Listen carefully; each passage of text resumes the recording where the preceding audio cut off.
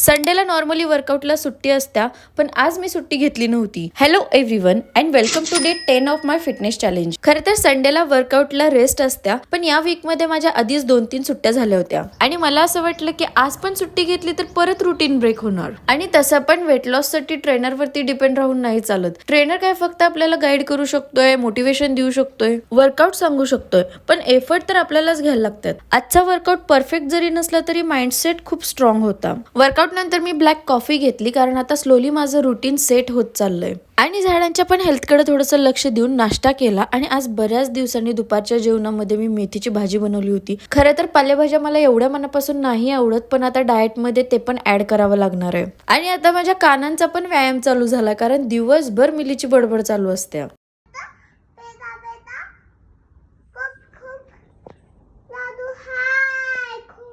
संध्याकाळी आम्ही गेलो होतो मठामध्ये आणि आल्यावरती मला भूक लागली होती म्हणून मी स्प्राउट्स खाल्लेत. आज संडे असून मी फुल हेल्दी डे मेंटेन केलाय. चलो भेटूया नेक्स्ट ब्लॉग मध्ये. Bye bye.